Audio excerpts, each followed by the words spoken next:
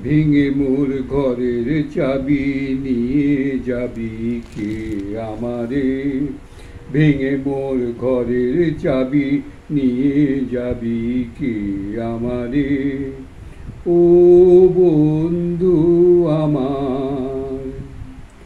ভেঙে মোর ঘরের চাবি নিয়ে যাবি কে আমারে, না পেয়ে তোমার দেখা একা একা দিন যে আমার কাটে না রে, না পেয়ে তোমার দেখা একা একা দিন যে আমার কাটে না রে, ভেঙে মোর ঘরের চাবি নিয়ে যাবি কে আমারে।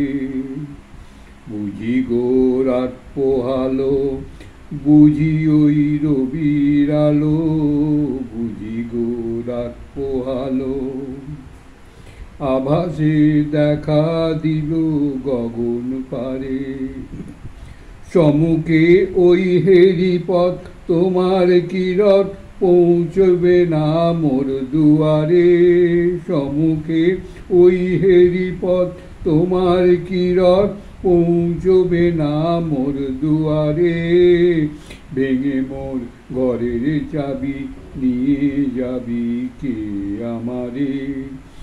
আকাশের যত তারা চিরয় নিমেষ হারায়, আকাশের যত তারা বসে রয় রাত প্রভাতে পথের ধারে,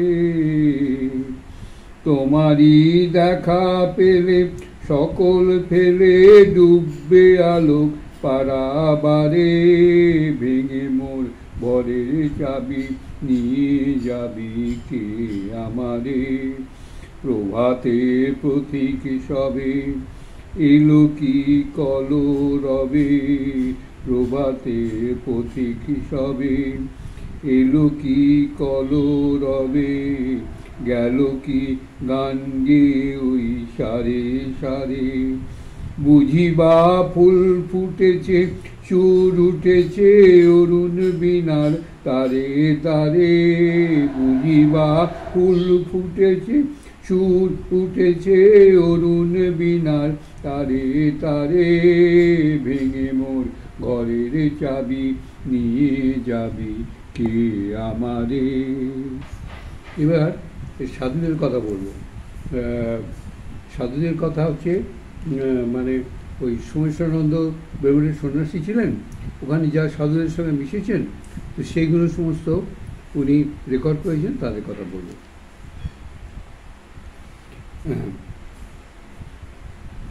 স্বামী মাধবানন্দজি সম্বন্ধে বিশুদ্ধভাবে লিখেছি তার ভক্তদের এক সংকলন বইয়ে।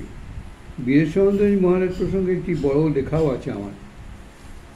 তখন আমি ছাত্র, আমাদের বেলুড়মঠে যেতাম, স্বামী মাধবানন্দজি মহারাজই আমাকে মন্ত্র দীক্ষা দিয়েছিলেন। স্বামী বীরেশ্বরানন্দজি মহারাজ দিয়েছিলেন সন্ন্যাস দীক্ষা, সে কথা অন্য জায়গায় বলবো। মাধবানন্দজির সেবক স্বামী প্রমথানন্দজি ব্যবস্থা করে দিতেন মহারাজের সঙ্গে একাকী কথা বলার। আমার তখন অনেক প্রশ্ন, দেখা হলে আমি বকবক করতাম, মহারাজ চুপ করে বসে শুনতেন, উত্তর দিতেন দু চার কথায়, প্রায় বলতেন উত্তর নিজে খোঁজো, চেষ্টা করো, আমার উত্তর নয়, অন্যের দেওয়ার সমাধান নয়, নিজে খুঁজে চিন্তা করে যাও। জগতের সব কিছুরই, সব ঘটনাকেই তিনি সহজভাবে নিতেন। ব্যতিব্যস্ত হয়ে লাভ কী? অশান্ত হচ্ছ কেন? জগৎ তো নিত্য পরিবর্তনশীল, এটা অনুভব করার চেষ্টা করো।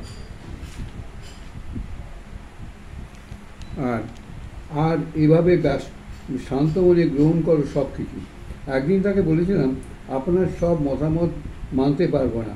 তিনি উত্তর দিয়েছিলেন, ধর্ম তো মতামতের ব্যাপার নয়, ধর্ম হলো অনুভূতির ব্যাপার। গুরু সম্পর্কে প্রশ্ন করে তিনি বলেছিলেন, আমরা তো গুরু নই, শ্রীরামকৃষ্ণই গুরু, আমরা শুধু যোগাযোগ করিয়ে দিই। মহারাজকে পরীক্ষা করে দেখার ইচ্ছে হয়েছিল। দীক্ষার আবেদনপত্রে একটি প্রশ্ন ছিল, ভগবানের কোন রূপ বা মূর্তি তোমার ভালো লাগে? উত্তরে আমি লিখেছিলাম শ্রীরামকৃষ্ণ। বাড়িতে এসে পরীক্ষা করলাম, ঈশ্বরের অন্য এক মূর্তির কাছে প্রার্থনা করতে লাগলাম, শ্রীরামকৃষ্ণ নন, রূপ ওই রূপ, অন্য এক রূপ আমার ভালো লাগে, ওই মন্ত্রে দীক্ষা চাই। দীক্ষার দিন ঠিক হয়ে বেলুড়মঠের থেকে চিঠি এলো, যেতে পারলাম না। দীক্ষার জন্য আরও দুবার তারিখ জানিয়ে চিঠি এসেছিল, তাও যেতে পারলাম না, কারণ থিওজফিক্যাল পেপার শেষ হলেও প্র্যাকটিক্যাল পেপার বাকি ছিল। এইভাবে 2 মাসের উপর সময় চলে গেল।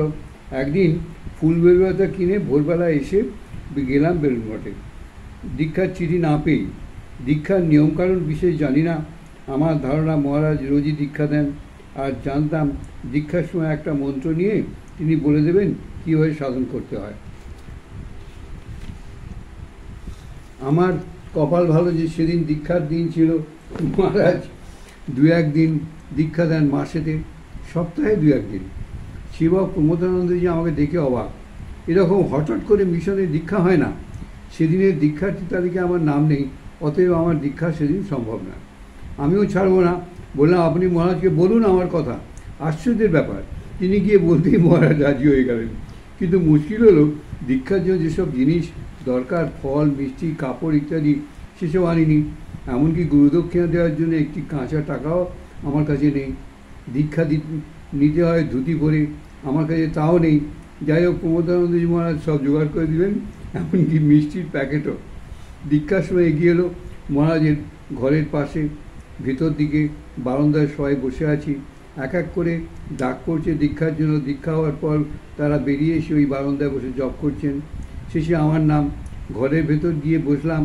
মাধবানন্দজি মহারাজের সামনে একটি আসন পাতা, পাশে ঠাকুরমা স্বামীজির ফটো ফুল দিয়ে সাজানো। মহারাজ আমার দিকে কিছুক্ষণ তাকিয়ে রইলেন, তারপর মন্ত্র উচ্চারণ করলেন। অবাক হয়ে দেখলাম যে শ্রীরামকৃষ্ণ মন্ত্র নয়, আমি মনে মনে যে প্রার্থনা করেছিলাম সেই রূপের মন্ত্রই তিনি দিলেন। আশ্চর্য হয়ে তাকিয়ে আছি তাঁর দিকে। চোখের ভঙ্গিতে তিনি আমায় মন্ত্র উচ্চারণ করতে বললেন। 3 বার মন্ত্র উচ্চারণ করলেন, সেই সঙ্গে আমিও। দেখছেন, এরা সব ব্রহ্ম বাইরে থেকে বোঝা যায়, এই মনের কথা সব বুঝতে পারে। আসল কথা, এদের ঠাকুরের সঙ্গে এরা যোগাযোগ করে, দীক্ষার সময় যোগাযোগ করে ঠাকুর যা বলেন সেটাই বলে দেয় এরা। আমি এরমই শুনেছি বহুবার। দীক্ষার পর আমাদের সবাইকে ডেকে কিছু উপদেশ দিলেন। ওখান থেকে বেরিয়ে শ্রীরামকৃষ্ণ মন্দিরে বসে জপ করলাম কিছুক্ষণ। এরপর খেয়ে আবার ফিরে এসে প্রমোদানন্দজির কাছে। তিনি আমাকে ভেতরে ডেকে নিয়ে গিয়ে বললেন, একটা বিশেষ খবর আছে। দীক্ষার পর তোমরা সবাই চলে গেলে মহারাজ জিজ্ঞাসা করেছেন কেমন দেখলেন ছেলেটাকে। মহারাজ বললেন ছেলেটি সাধু হবে। সারাদিন বেলুড় মঠে ছিলাম সেদিন, তার মানে সাধু হওয়ার আগেই দীক্ষা নিয়েছেন, মানে সংসারে যখন রয়েছেন তখনই দীক্ষা নিয়েছেন। বিকেলে প্রভাত সুরেশ মৃন্ময় এসেছিল। রাত প্রায় 9টায় বাড়ি ফিরে গেলাম।